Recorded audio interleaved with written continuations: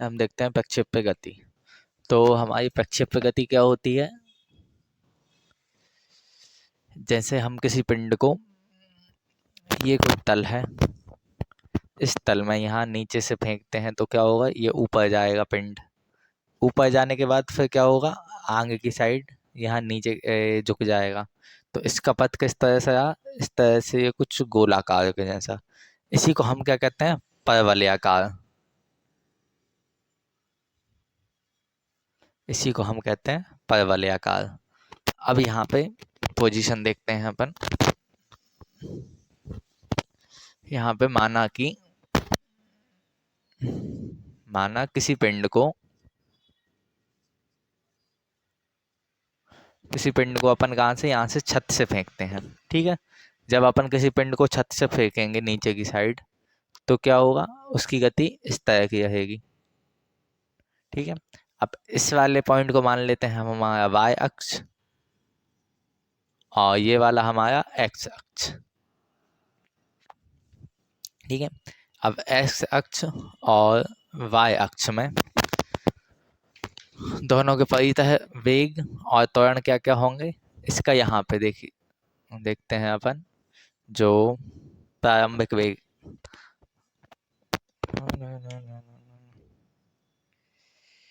y बराबर 0,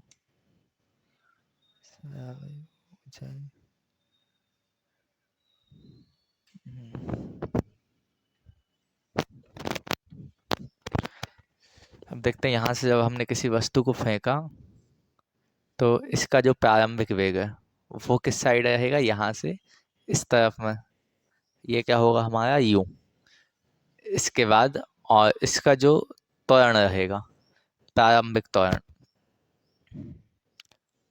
तो त्वरण किस तरफ, नीचे की तरफ लगता है। तो यहाँ पे हम देखते हैं पहले तो इसका प्रारंभिक वेग क्या होगा, इसका u भिक वेग, वो क्या होगा हमारा u। अब u को हम दो घटकों में विभाजित कर देंगे, एक तो y और घटक, और दूसरा u का x घटक। तो y घटक क्या आएगा, नीचे की साइड वेग, यानी कि u x, और क्षैतिज घटक क्या आएगा, सॉरी, u y। तो इसका क्षैतिज घटक क्या है यहाँ पे,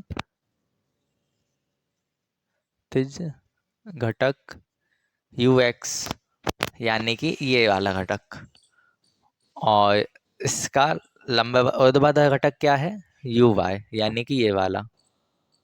तो ये क्या होगा, यू वाई। तो अब देख रहे हैं हम वस्तु को यहाँ पे, यहाँ से कैसी जा रही है, सीधी इस वाली पोजीशन में, ना कि नीचे की ओर। तो यू वाई का मान कितना हो जाएगा, 0। और सीधी जा रही है, वेग क्या है इस टाइम पे इसका, u।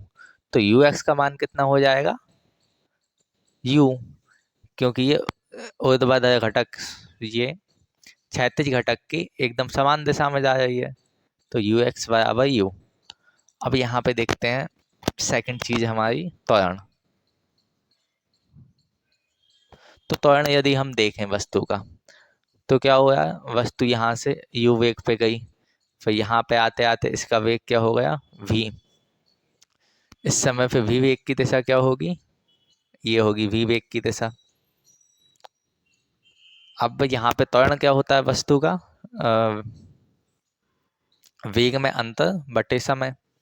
तो जब हम त्वरण के लिए देखें, तो त्वरण की दिशा भी हमारी क्या होगी, यही दिशा जो वेग की दिशा है। अब त्वरण के लिए हमारा क्या काम कर रहा है, एक तो नीचे गुरुत्वाकर्षण जी। तो त्वरण को जब हम दो भागों में विभाजित कर देते हैं, इसका एक तो क्षैतिज घटक क्या होगा हमारा, यू एक्स, और ऊर्ध्वाधर घटक धर घटक, सॉरी, ये ए एक्स और ऊर्ध्वाधर घटक ए वाई। तो हम देख रहे हैं कि जो हमारा त्वरण है, मैं सामने की तरफ तो बढ़ नहीं रहा, क्या हो रहा है, केवल नीचे आने की उसकी स्पीड बढ़ रही है। तो हमारा जो ए एक्स का मान होगा वो कितना होगा 0, और जो ए वाई का मान होगा, ए वाई कैसा ऊर्ध्वाधर घटक है अपना, तो ए वाई का मान किसके गुरुत्वीय त्वरण के बराबर होगा, स्मॉल जी के बराबर, तो ए वाई बराबर जी। ठीक है, अब इसमें हम देखते हैं गति के प्रथम समीकरण से, सॉरी गति के द्वितीय समीकरण से, गति के द्वितीय समीकरण से।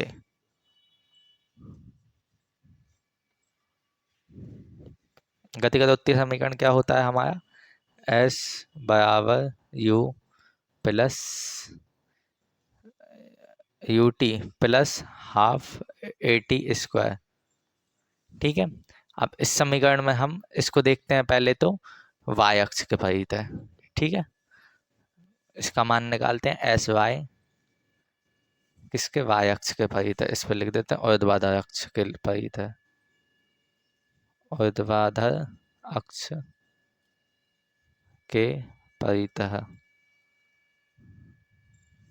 तो एस वाई का मान यहाँ पे क्या आ जाएगा, u की जगह पे क्या लेंगे यू वाई टी हमारा ऐसा का है, टाइम सेम ही है, और प्लस 1/2 ए हमारा क्या आ जाएगा ए वाई। ठीक है, और साथ में टी ऐसा का ऐसा टी स्क्वायर। तो अब जब इनके मान रखेंगे, मान रखने पर यू वाई का मान कितना है यहाँ पे 0, तो इसका मान कितना आ जाएगा 0 × टी प्लस 1/2। ए वाई का मान कितना है यहाँ पे, ये जी टी स्क्वायर, 0 से गुणा हुआ तो ये कुछ नहीं, यहाँ पे केवल क्या बचेगा अपना 1/2 gt स्क्वायर, यानी कि एस वाई का मान कितना आ गया 1/2 gt स्क्वायर। अब सेम यहाँ पे करते हैं हम किसके लिए, अभी किसके लिए किया हमने ऊर्ध्वाधर अक्ष के परित है, अब करेंगे क्षैतिज अक्ष के परित है, या फिर क्षैतिज अक्ष के लिए, अक्ष के लिए इसको नाम दे देते हैं समीकरण 1। अब क्षैतिज अक्ष के लिए करेंगे तो क्या आएगा हमारा एस एक्स, है ना, एक्स अक्ष के परित है, क्षैतिज अक्ष क्या है हमारा एस एक्स, इसके बाद फिर you x plus sorry you x T plus 1/2 A x T square. अब इन सब के मान रख देंगे हम यहाँ पे, यू एक्स का मान कितना है यू टी सेम ऐसा का ऐसा 1/2, ए एक्स का मान कितना है 0 × 0, और यहाँ पे टी स्क्वायर वैसा का वैसा, तो ये यहाँ पे 0 है तो ये पूरा पद 0 हो जाएगा इसका मान, तो यहाँ पे केवल बचेगा क्या यू टी, बस सिंपल यू टी, बाकी ये पूरा पद 0 से गुणा होकर 0 हो जाएगा, तो एस एक्स बराबर के आ जाएगा हमारा यू टी। इसको नाम दे देते हैं समीकरण 2।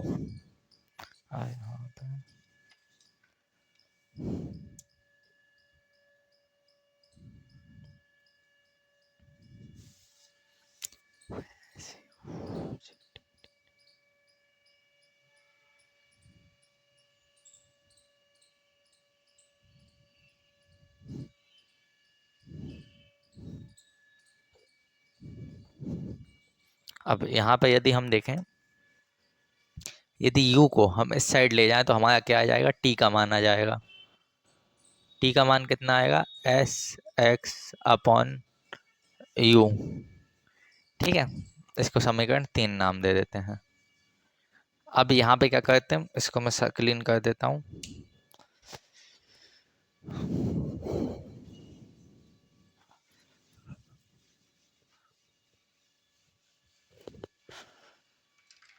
अब आते हैं अपन यहाँ पे, अब ये क्या है हमारा समीकरण 1, इसको मैं ऊपर लिख लेता हूँ एस वाई बराबर 1/2 जी टी स्क्वायर ठीक है, ये है हमारा समीकरण 1। अब इसमें समीकरण 3 से टी का मान रखने पर,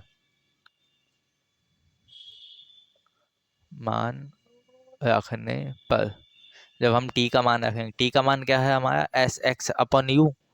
तो एस वाई बराबर 1/2 g into s x upon u. Next आते हैं, अब इन दोनों का भी स्क्वायर हो जाएगा, तो 1/2 G S X square upon U square. S Y बराबर ये आएगा। अब कह सकते हैं अतः प्रक्षेप्य का पथ परवलयाकार होता है। का पथ वलयाकार होता है। यही है क्या, परवलयाकार का समीकरण। अब बहुत सी जगह देखा होगा, जैसे नॉर्मली कहीं कहीं पे एस वाई ना लेकर विस्थापन को केवल वाई से ही प्रदर्शित करते हैं। एस वाई की जगह पे क्या, केवल वाई ही लिखते हैं, और एस एक्स ना लिख के केवल एक्स ही लिखते हैं। तो यदि जब इस तरह से लिखेंगे, एस वाई को वाई और एस एक्स को एक्स, तो ये समीकरण हमारा किस तरह से आ जाएगा, यहाँ पे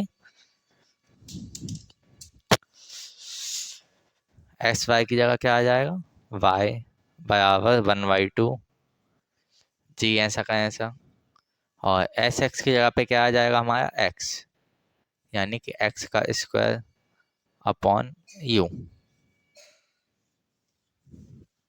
ये ओके।